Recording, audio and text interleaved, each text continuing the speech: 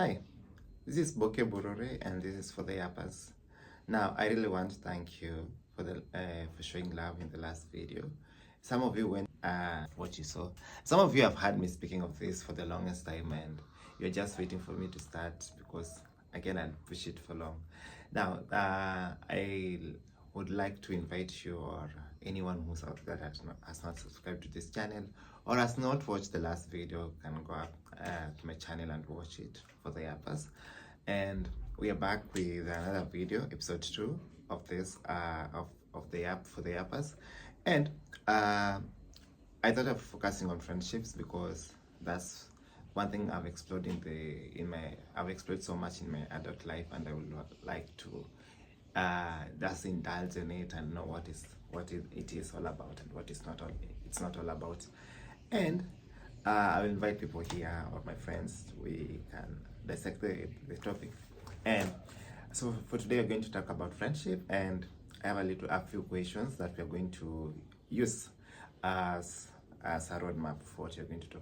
And disclaimer, whatever I'm going to say is not it's not stamped or it's not final. Things can change, or we have different perspectives and we cannot be the same all the time. Yeah. So we are going to begin by the questions that I wrote down here. That the first one is, how hard is it to make friendship nowadays in this new era or in your adult life? I think making friendships in adult life is very difficult. Yeah, not like when we used to be kids or used to be in school or campus, because I school and campus brought us together in many ways and made us of the same level, because you share the same problems, you do the same things, and you engage in the same activities. But when you get to adult life, you are in different areas of our life. Some are marrying, some are working, some are yet continuing their studies, some are moving out of the country, some are doing this and this, and it is very hard to make your friendships work in that period. And then the other thing that I experienced with adulting in making friendship is that if I'm so selective when it comes to adult life, making friendships in adulthood, because they feel like they're selective in ways that you have to be a certain way, or you have to have some particular attributes or characters for you to be their friends. And looking back when you're kids, that not used to be the case. So long as you're human, or you could play, or you could vibe with them, you already a friend. Even in our campus days, it used not to be about what you have or what we don't have. It used to be about who you are as a person. And I think you're losing that because adult has taught us that we have to be so keen, to be careful, to be I don't know what, so many things, and it's killing the human nature in us. So I feel like in adult life, it's very difficult to make friendships, because I tried it like last year and the other year. I tried making friendships and it was very hard. But I made friends out of it still, and I'm glad for the friends that I have recently. And I hope we build our friendships to something great, or something that tangible, that we look back and say, yes, we did it. And that's it for adult friendships. I don't know what your thoughts are or your views are. You can share in the comments. Then the next question, does social media help in making friends? I want to say yes and no. Yes, because it brings us together. You can interact with people from different part of the world and still be friends. Even if you never meet, you still be friends, online friends, and it's a good thing. And if you meet someday, it's well and good. It also brings us close. Like, we share things that are common. Like, let me talk about my friend group, my friends. Like, we share almost the same similar things, the same jokes, and we can always share. And it also helps us make friendship with those that you have common interests. Yeah. So that's the part for yes and no, because again, social media has thrown us apart, because we tend to feel we are okay without people, or we are fine without having people around us, and it's not a good thing, because it has developed something called self-sufficiency. Yes, self-sufficiency. People feel like they're sufficient by themselves. They don't need human connection or that, and it has made people to be self-centered, and not to need human, to think they don't need human interaction, yet that's what we need, because they are human and we need human connection. So I think for the part that digital media has made us feel self-sufficient, has taken away the need for making connection with other human beings, and that's not a good thing. And the other thing why I'm saying social media has not been has is making friendship hard is because if you don't have, your page is not, or your, let's say your age is not aesthetic enough, you like never get friends. Or you don't post good pictures, you never get friends. And I feel that way, but that's my opinion.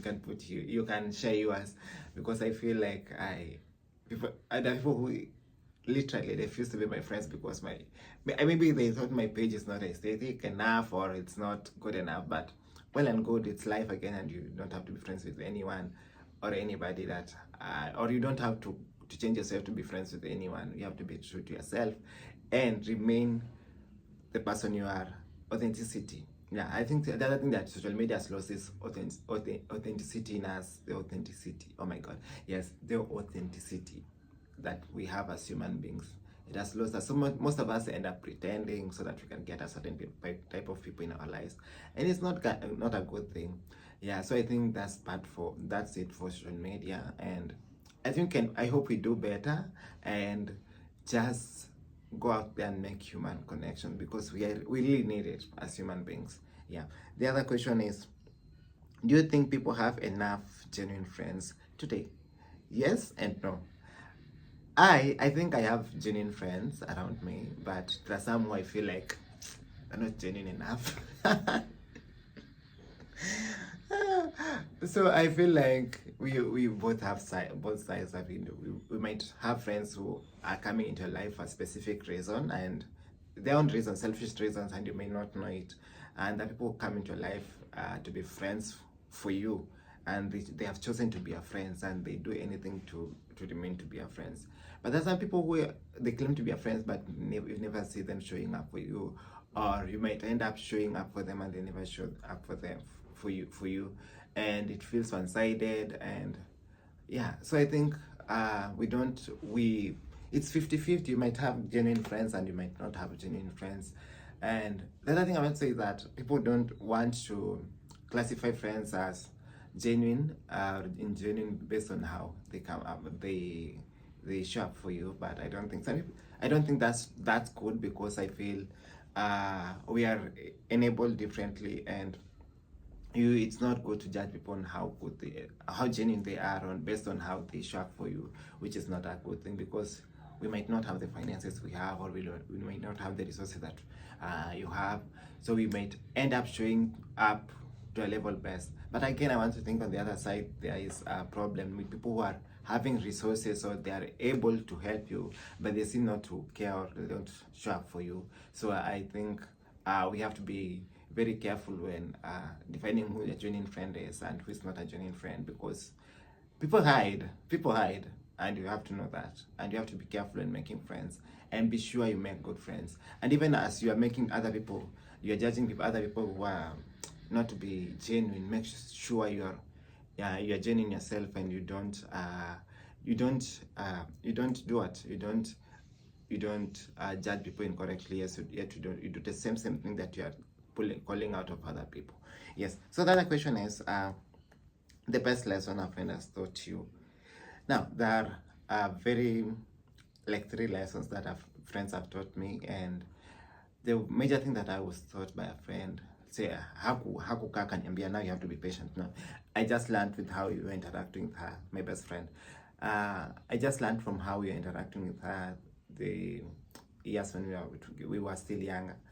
So I learned patience, because I realized she was slow, or she was not doing things as fast as I wanted them, or she was not doing things the way I wanted. So I wanted to learn patience, because I had to wait on her. Most of the time she kept me waiting, so I just learned that I have to learn this patience with her, and I practice it from then on. And I just good friends. Like I'm used to it. I don't say there's something that I need to, or I don't feel irritated or some type of way, because I've learned patience. Even with other people, I've learned to practice patience with other people, and it's a good thing. And I feel like that's the thing that a friend has taught me is inaitwaje, generosity. And kitambo I used to be so generous and I could give all. But one thing I've picked from a friend of mine, is I have to be genuine, but also remember that I have to be generous, but I also have to be generous to myself. So I have learned generosity with care to myself also. So I don't know what's yours. You can share in the comments. And the last question is, what makes a friendship last? I think what makes a friendship last is intentionality. And when I mean intentionality, I don't want to say that you have to call constantly, you have to chat constantly. No, I mean intentionality. Like, we could not talk for say 2 weeks, or I'm talking of what I know from my perspective, because that's what I'm experiencing. I met some of my friends 5 years ago, and we've learned intentionality. Oh my god. During this period, and I've just learned that you can talk but not talk always. You can show up for each other. You can do things that show that you really want this friendship to work. I know there are friends that want to have friendships that are good, but they don't put in the work, or they don't show up, or they don't inconvenience themselves to show up for you. For example, I am not married, or I don't have kids. I'm not dating, and I'm not doing anything. I'm single, and I have friends who are married, and I show up for their babies. I show up for the things they do with the families, and I don't find it hard, because I want the friendship to work. Even if when they change their statuses from single to married, I still showed up as the friend. I changed, or I evolved to that friendship, where that friendship was leading to, and I feel that's what has kept us to grow our friendship. The other thing I want to say, that friendship needs you to adapt to the changes that come by. For example, today if I get married, my friends will have to adapt to the changes that I have, or to the status that I have recently acquired. If my friends moved from another city to another city, I have to also adopt. I have to be intentional on calling them, or FaceTiming them, or do whatever, or showing up for their functions, for them to see their sometimes I understand we don't have the resources or the time to show up, but we can always call, or we can always check in. We can always do those things that show I'm intentional about friendship. So another thing that I would also like to say in the same breath that kills friendship is the people don't show up for you. That you find a friend is one-sided. It's only who does things for this person, and they never do anything for you, which is not a good thing, and it kills friendship. So what I'm saying is that friendship requires work, and it's work. You'll get angry, you'll get mad, you'll not show up, but how do you come back to this friendship? Do you still go and ask for forgiveness? Do you still go and tell them I couldn't do this because I did this? Do you still go and tell them I fail and I need to be a hand to hold me? Are you still genuine? Do you defend your friends? Do you do these things for your friends? I know I could not be doing all these things, but I'm trying to make my friendships work. So I don't want a perfect friendship. I want a friendship that works, or a friendship that is not one-sided, that it is two-sided. You do this and I can do this for you, and it's not like we are paying each other back, but it's because it's like we are doing it because you want to do it, and you want our friendship to grow. So that was it for today, and I'd like to invite you to share this video, like, subscribe, and share it with your friends, families, and people who feel like they are just like me, and